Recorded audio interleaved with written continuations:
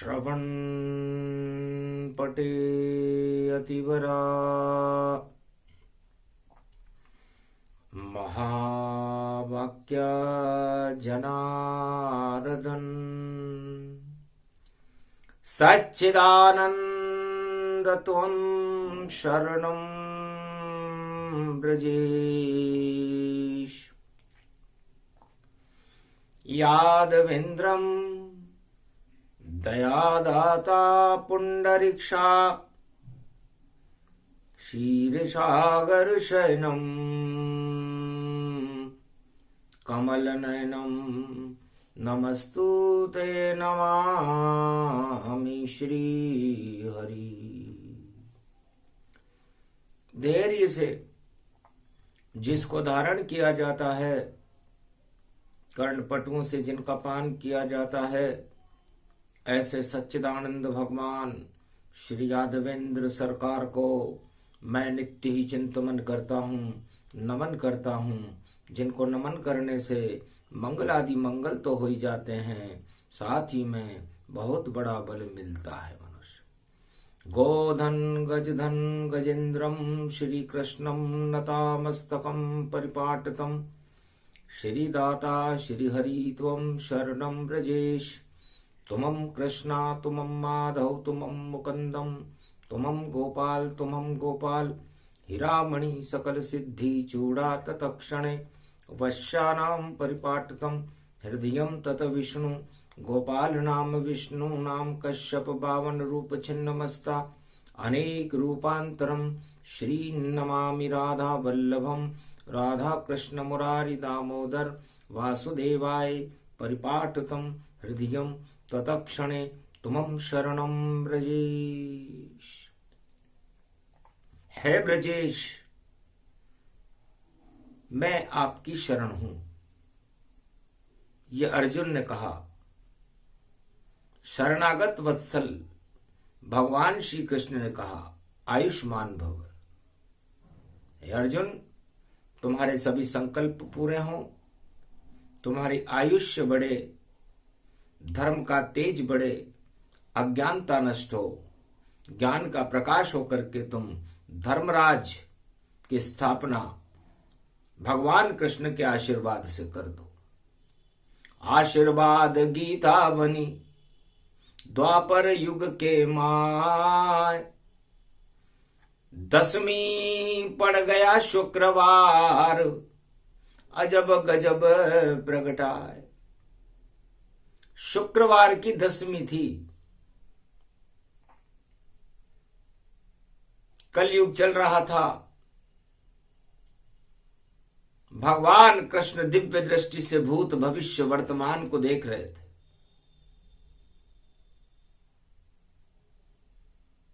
तब अर्जुन ने पूछा, महाराज आप गुरु हो और गुरु का कर्तव्य है शिष्य में गौरव भर देना, शिष्य के अंदर अज्ञानता की समाप्ति करके ज्ञान का प्रकाश भरना ही गुरु का कर्तव्य है। और मैं आपकी शरण हूं और आपको के गुरुत्वाकर्षण में मैं अपने आप को सौभाग्यशाली मान रहा हूं। जिस रथ का नेतृत्व आप कर रहे हैं उसमें बैठकर मुझे पूरे त्रिलोक के सुख का अनुभव हो रहा है। और जो शब्द आप मुझे सुना रहे हैं, जो गीता में सुन रहा हूं, उससे मेरा हृदय गदगद है, रोमांचित है और मैं सभी संसार की काम वासनाओं को भूलकर मैं कृष्ण उपासना में तल्लीन हूं। धन्य धन्य गीता जो बोली गुरु कृष्ण ने जाए, अर्जुन के हृदय में भर गई और ज्ञान प्रकट हो ही जाए। ज्ञान का प्रागट्य हो रहा है। जगत गुरु भगवान श्री कृष्ण बने हुए हैं। कलयुग में 10वीं शुक्रवार है। 10 दिशाओं में गीता का ज्ञान गुंजायमान है और 33 करोड़ देवता ब्रह्मा विष्णु महेश निराकार की ज्योति का प्रकाश फैलाने में कलयुग में भी अपनी पूरी शक्ति लगा रहे हैं। तब का महाराज गुरु तो दो हैं, दानवों के गुरु तो शुक्राचार्य हैं, देवताओं के गुरु देवगुरु बृहस्पति हैं, और दानव और मानव दो ही धर्म इस संसार में है। और ये महाभारत का मुख्य कारण है कि मानवता पर दानवता का प्रकाश अंधकार में होकर फैल रहा है। तो दानवता ही अधर्म है और मानवता गुरु ज्ञान, और गुरु की कृपा से अर्जुन और महाभारत में पांडवों का कल्याण। गीता ज्ञान अवतरित हुआ जिस कृष्ण ने दिया सुनाए, अर्जुन सुन लिया ज्ञान तो अर्जुन विजेता पाए, अर्जुन विजय होगा। और शुक्राचार्य भी गुरु हैं। आज शुक्रवार का दिन है। तब भगवान श्री कृष्ण से अर्जुन ने पूछा, महाराज महाभारत का तो कोई भी कारण हो सकता है, आज शुक्रवार का दिन है और गीता जयंती आने वाली है और नवा तीर आप आज चलाओगे, तो नवी राशि भी धनुष राशि होती है और उसमें गुरु की शक्ति होती है। तो गुरु की शक्ति मिल गई भारत को और महाभारत की है शुरुआत, और गुरु कृपा मिल गई अर्जुन को, कौरव सेना खावे मात। शुक्रवार पड़ो रे कलयुग और दसों दिशा में कृष्ण प्रगटात। श्री कृष्ण शरणम मम और त्वम शरणम ब्रजेश होई जात। सारा भारत शरण तुम्हारी, कृपा करो हम पर यदुनाथ। कलयुग में भी वाणी में श्री कृष्ण सुना रहे गीता ज्ञान। सारा भारत अर्जुन बनकर सुन रहा है गीता का ज्ञान। शुक्रवार की 10वीं पड़ गई और इसका है उसमें अनुसंधान। शुक्रवार की 10वीं महाभारत में 5686 वर्ष पहले पड़ी हुई थी। तब तक तो महाभारत शुरू ही नहीं हुआ था। एक धर्म सभा थी वह, जिसमें कौरव पांडव बैठे थे और श्री कृष्ण आ गए वहां। दोनों ही वहां भोचक्के थे और अचानक आ गए श्री कृष्ण भगवान। ध्यान सभी का बट गया कौरव पांडव जान। कौरव और पांडवों का ध्यान बट गया। अचानक भगवान कृष्ण क्या करने आ गए? उनकी उंगली थी कटी हुई और उससे खून निकलता था और उससे लहू निकलता था। पर मौज मस्ती में थे कौरव पांडव, ये खून किसे नहीं दिखता था। उस धर्म सभा में द्रौपदी और सज धज बैठी जाए और ध्यान गया उसका उंगली पर और साड़ी फाड़ दी था। द्रौपदी शुक्र बनी हुई थी वहां पर। शुक्र लक्ष्मी को ही कहते हैं। तो भगवान को लक्ष्मी ने देखा और उस द्रौपदी ने देखा, बाकी न पांडवों ने देखा न कौरवों ने देखा। तो बेशकीमती साड़ी थी, हीरे पन्ने उसमें जड़ते, सोने के तार उसमें झलके और फाड़ दई हल्के हल्के। सारी कीमत भूल कर फाड़ी साड़ी का चीर और श्री कृष्ण की अंगुली पर और बांधी द्रौपदी चीर। द्रौपदी ने अपनी साड़ी का चीर फाड़ करके भगवान कृष्ण के हाथों में बांध दिया। कौरव और पांडव उस सभा में भौचक के रह गई कि क्या हुआ। तब भीष्म पितामह, द्रोणाचार्य, दुर्योधन, युधिष्ठिर, पांचों पांडवों ने पूछा, महाराज ये कौन सा योग है शुक्रवार को, कि शुक्र कहते हैं लक्ष्मी को, और शुक्र स्त्री जान, और चारों युगों में शुक्र ही और सत्ताओं को मान। तो चारों युग में अर्जुन है, भीष्म है, द्रोण, सत्ता भी शुक्र का ही रूप होती है, और मौज मस्ती में रहती है सत्ता है, क्योंकि आनंद का कारण होती है, क्योंकि वहां पर शक्ति होती है। सत्ता के पास होती शक्ति, जैसा चाहे उपयोग करे, जिसको चाहे वो दंड दे, और जिसको चाहे मृत्यु भरपूर करे, जो चाहे कर सकती है, और सत्ता बड़ी सरकार, सत्ता के आगे सारी और त्रिलोक की शक्ति है बेकार। इतनी शक्ति होती है जितनी नारायण में होती है उतनी सत्ता में भी होती है, और सत्ता शुक्र का रूप है। आज शुक्रवार है, और खून का बहना, भगवान कृष्ण सुदर्शन चक्र चलाते हैं इससे।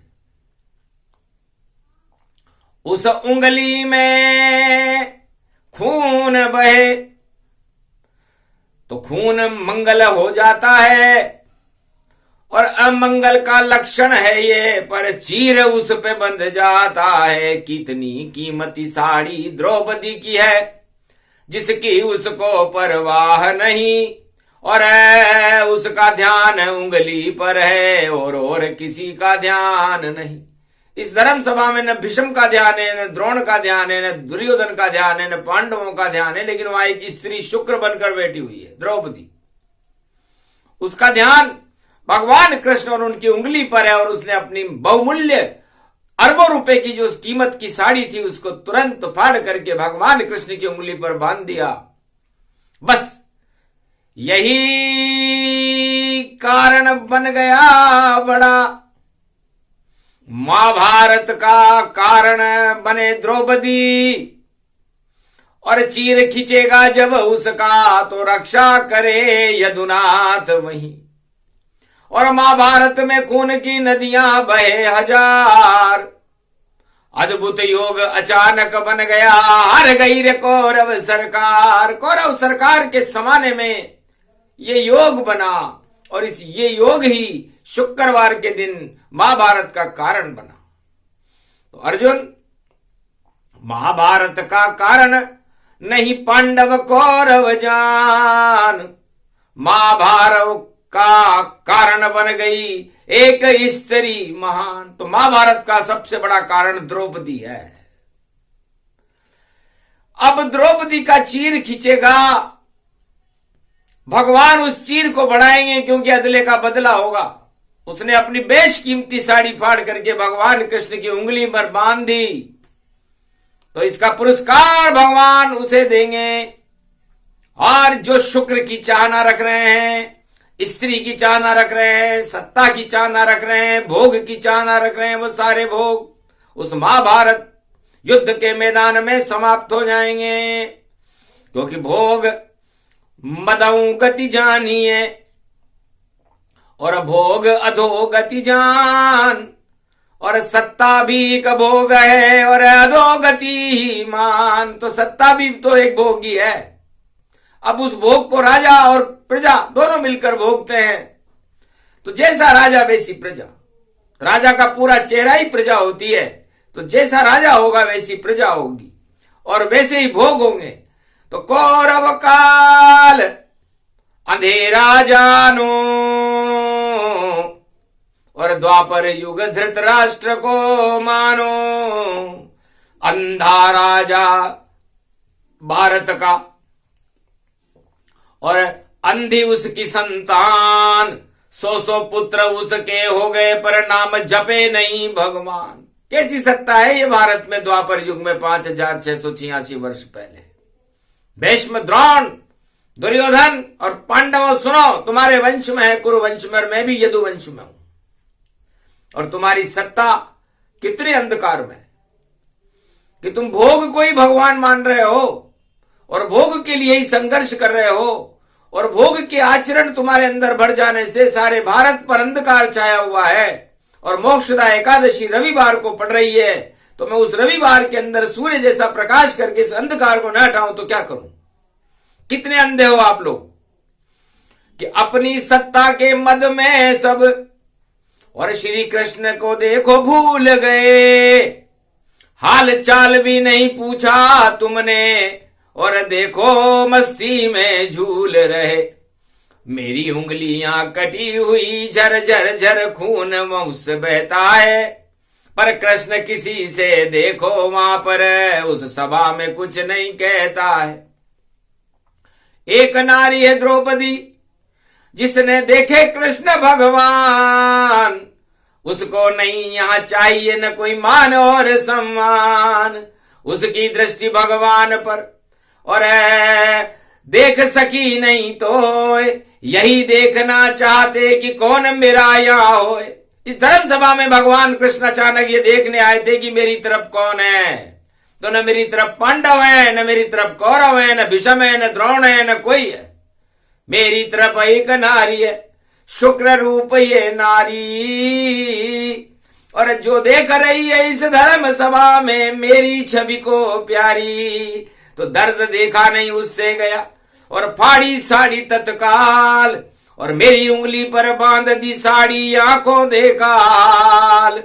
इस कारण महाभारत में और कृष्ण यहां पर आए और तुम सत्ता के लिए करोगे महाभारत, ये कृष्ण देख नहीं पाए। वही द्रौपदी खींचेगा भरी सभा में चीर, पर खींचने वाले खींचने नहीं पावेंगे और कृष्ण बने तकदीर।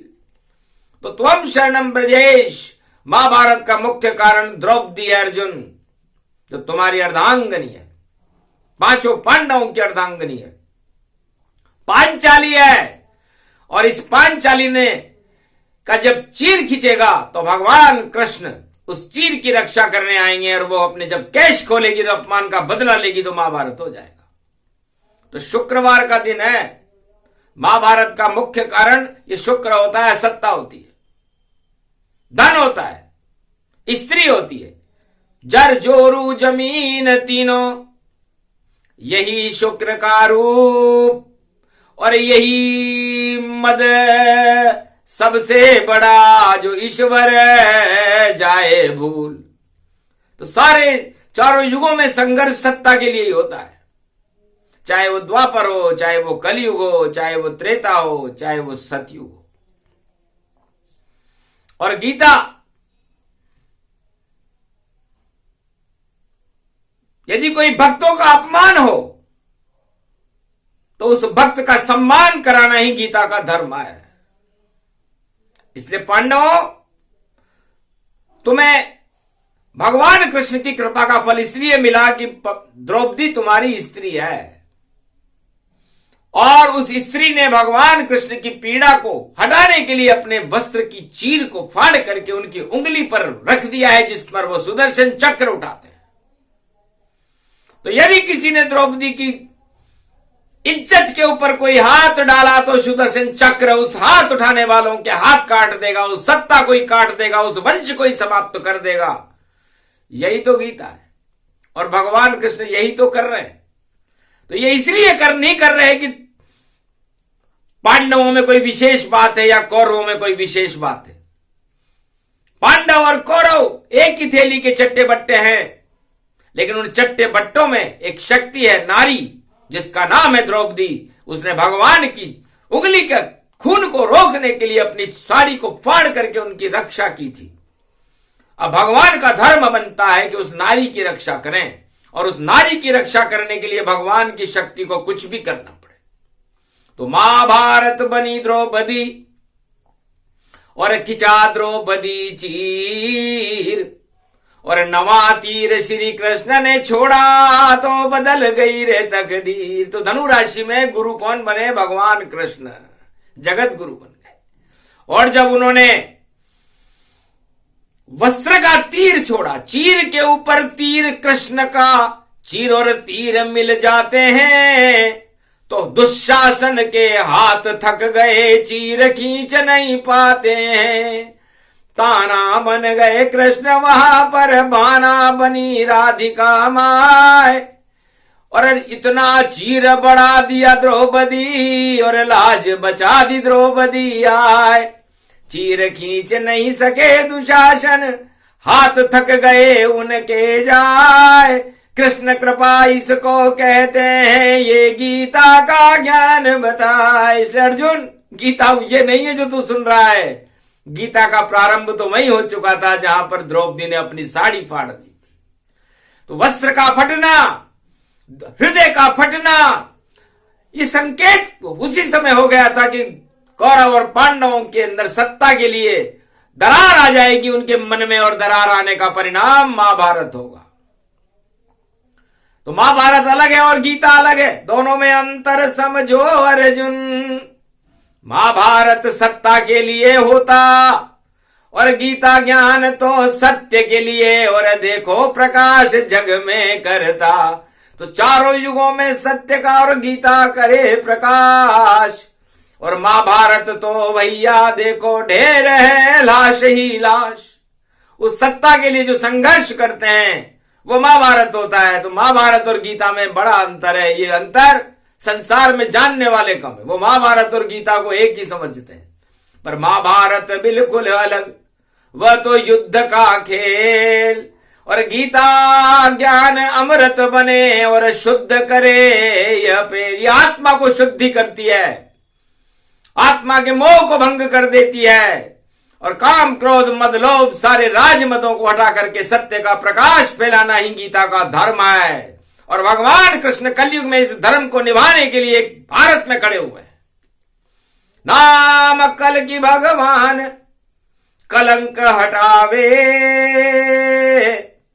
जब बड़े अधर्म कलयुग में कल की आवे। सदी 21वीं में सब की जुबान चढ़ जावे, और जो सत्ता में बैठे हैं सब हट जावे। चाहे विश्व में कोई सत्ता हो, चरणों में जानो। कलयुग का अवतार कृष्ण को मानो।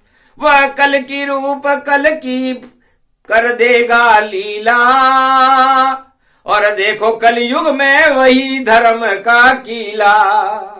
अद्भुत वाणी श्री कृष्ण सुनाने आए, और नवा तीर द्रौपदी की लाज बचाए। तो द्रौपदी की लाज बचाने के लिए, भारत में नारी सम्मान पैदा करने के लिए, और संपूर्ण विश्व की नारियों को द्रौपदी के समान शक्ति देने के लिए भगवान कृष्ण कलयुग में खड़े हुए हैं और गीता का अवतरण कर रहे हैं। साड़ी बांध की फाड़ करके बांधने नारी आई है।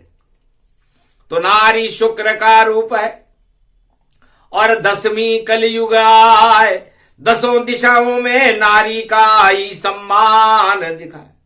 तो आज से ही कलयुग में पूरे विश्व में नारियों का सम्मान होगा, और नारी सत्ता को हटाने का मुख्य कारण सारे संसार में बनेगी, और नारी बीच में आएगी और उसकी रक्षा भगवान करेंगे। और यदि उसका कोई अपमान करेगा तो भगवान उससे संघर्ष करेंगे, और महाभारत का कारण होगी नारी कलयुग में भी। तो जहां नारी का पूजन होता है वहां देवता विराजते हैं। यत्र नारी पूजनते तत्र रमन्ते देवता। अर्जुन, तुम गीता सुनने में रह गए, उधर महाभारत की शुरुआत द्रौपदी ने कर दी जो तुम्हारी अर्धांगनी है, और उसकी रक्षा करने के लिए तुम्हारे से पहले भगवान वहां पहुंचे थे। तुम्हें तो बाद में लाए, 12 वर्ष के वनवास के बाद तुम हमारे पास आए हो। तुम्हारे में अक्ल की कमी थी अर्जुन, और उस नारी में इतनी ज्यादा अक्ल थी कि बिना दुख के ही उसने भगवान कृष्ण के दुख को समझ लिया था और अपनी साड़ी फाड़ दी थी। तो वो है नारी। तो रावण ने यह कहा था कि नारी जाति मति मंद गवारू। ये कथन गीता गलत करती है, क्योंकि नारी की जाति मतिमंद गंवार नहीं हो सकती। नारी सबसे ज्यादा बुद्धिमान है, लेकिन बुद्धिमान कब है? इसलिए नारी का तो सम्मान होना चाहिए। और नारी, भारत माता भी तो नारी का ही स्वरूप है। तो भारत माता का चीर यदि कोई खींचे, विश्व के राष्ट्राध्यक्ष और भारत माता का कोई प्रकोप करे तो फिर भगवान कृष्ण कैसे चुप रहेंगे। संसार के किसी भी देश के नाम के आगे माता शब्द नहीं लगता और न वहां पर अवतार होते। तो इस भारत माता की गोद में चारों युगों में अवतार आते हैं और उसकी गोद में खेलते हैं, पलते हैं और अपनी लीला करके अधर्म का नाश करके सारे संसार में मानवता का प्रकाश करते हैं। वही तो गीता है। तो ये नवा तीर है और नव दुर्गा होती है। नव दुर्गा भी नारी का ही रूप है, इसलिए संसार में सारे महाभारत नारी के लिए होते हैं। चाहे वो द्वापर हो, चाहे वो त्रेता हो, चाहे वो सतयुग हो, चाहे वो कलयुग हो। इसलिए कलयुग के सब राजाओं सुन लो कृष्ण की बात, नारी का अपमान करोगे अब तो खा जाओगे मात। गांठ बांध लो अपने मन में, सुन लो कृष्ण की बात, जो राजा नारी से उलझे जगत में वही खाएगा मात। इसलिए नारी से मत उलझना, सबसे उलझ जाना।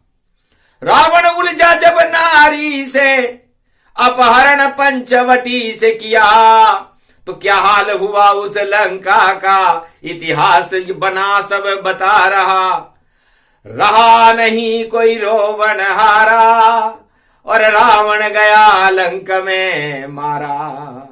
ये त्रेता इतिहास बतावा, गीता में श्री कृष्ण सुनावा। उसके बाद द्वापर युग में हुआ नारी अपमान, द्रौपदी नारी चीर खिंचा तो हो गया वहां घमशान। कौरव सेना सब हार गई, सारे कौरव ही मारे गए, और नारी का सम्मान हुआ भारत में, और पांडव धर्म राज बने।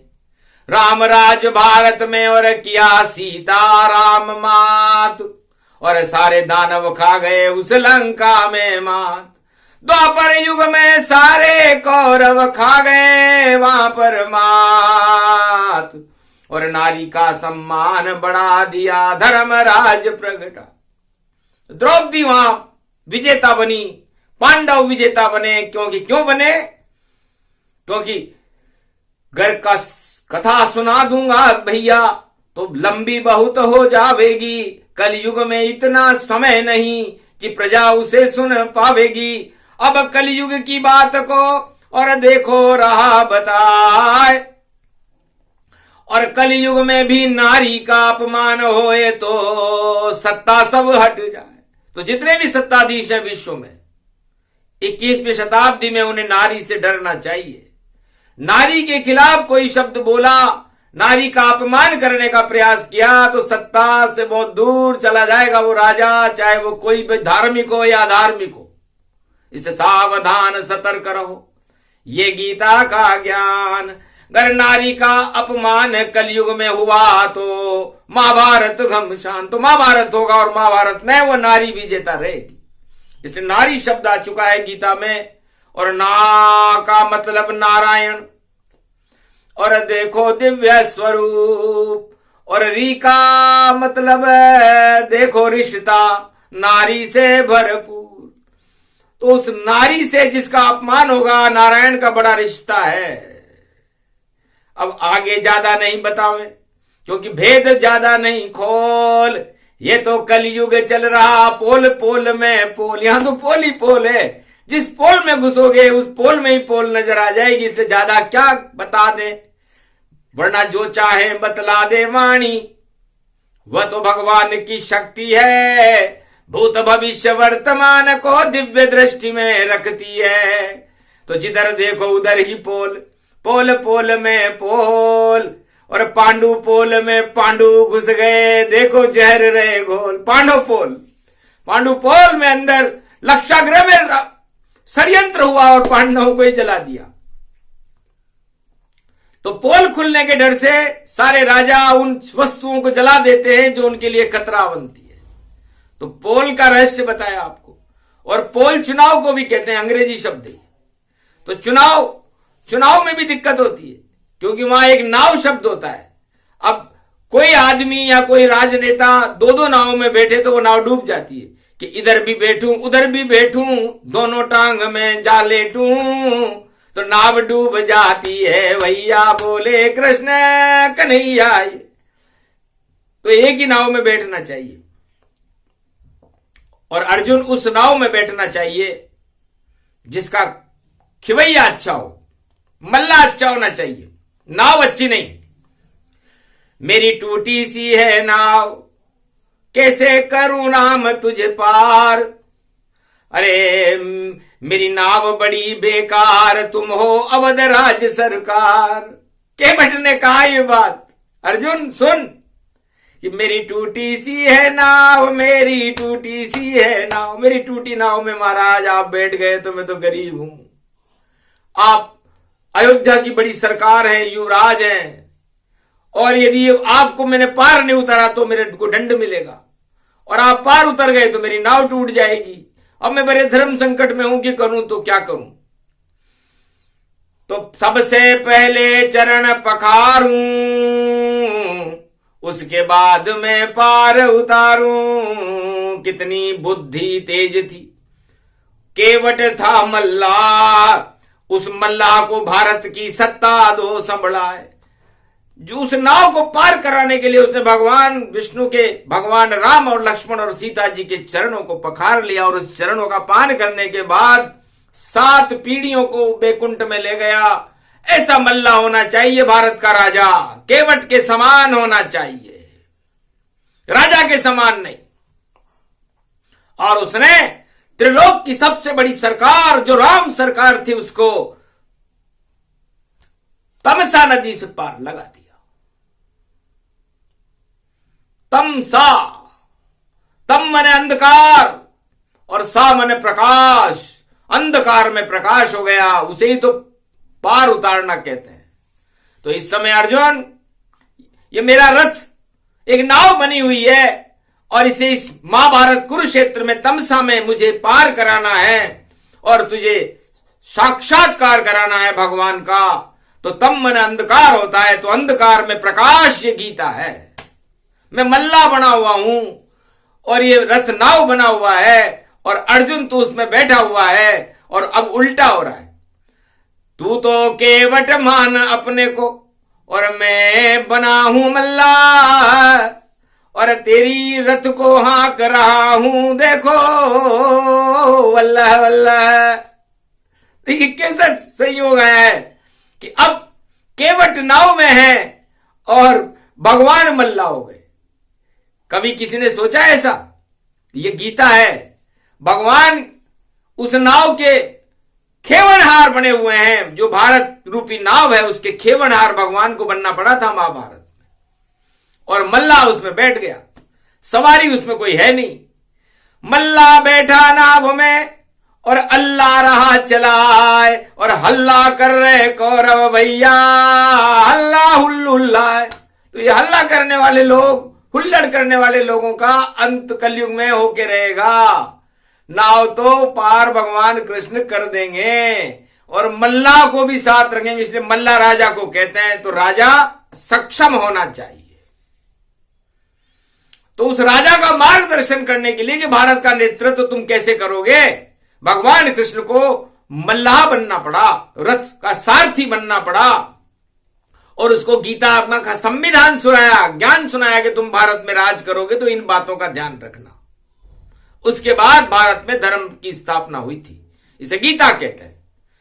गूढ़ गिरा गंभीर भई वाणी, कलयुग में सुन लो भारत के सब प्राणी। जब तक वाणी भारत में तब तक ज्ञान प्रकाश, और आगे भी इसे सुनते रहना, और सुनाएंगे कैलाश। वाणी के बाद इसे कैलाशपति सुनाएंगे महादेव, क्योंकि वह तो उनके तो वाणी चारों युगों में उनके मस्तिष्क में ही रहती है, जिसे दिव्य दृष्टि तीसरा नेत्र कहते हैं। लेकिन किसी भक्त की इच्छा हो जाती है तो वह उसे दे देते हैं कि जाओ तुम भी करो प्रकाश, बनो कैलाशा, और भारत में कर दो वाणी ज्ञान प्रकाशा। इस कारण वाणी गीता रही सुनाई,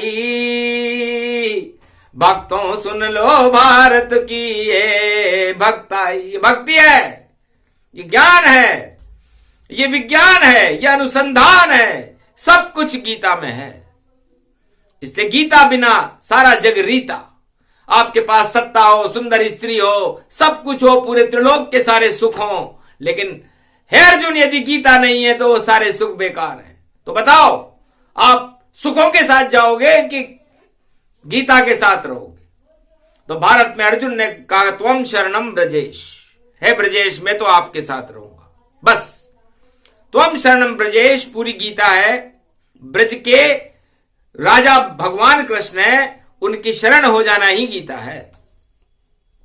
तो सारे संसार के भारतवासियों, 1.25 अरब भारतीयों, आपको किसी राजा और प्रजा की शरण में न जाकर के भगवान कृष्ण की शरण में रहना चाहिए भारत में।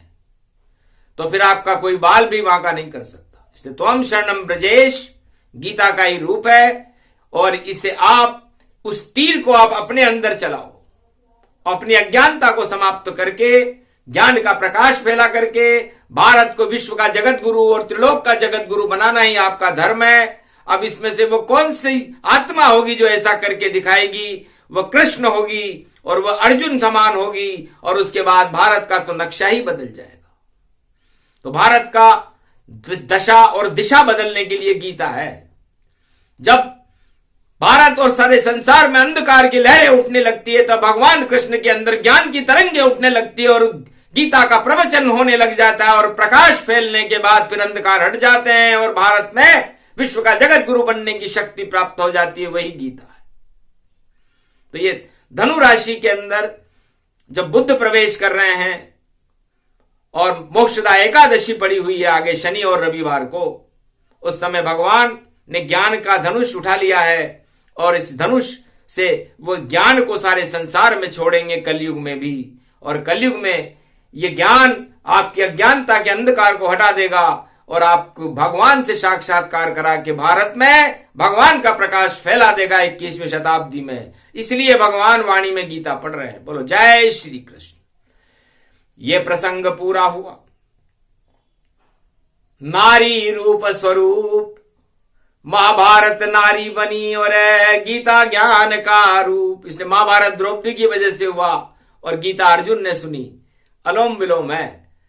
10वां तीर कल छोड़ेंगे और मोक्षदा एकादशी आए, 2 एकादशी में और ज्ञान कृष्ण प्रगटाए। बोलो जय श्री कृष्ण। जय भारत माता, जय गीता माता।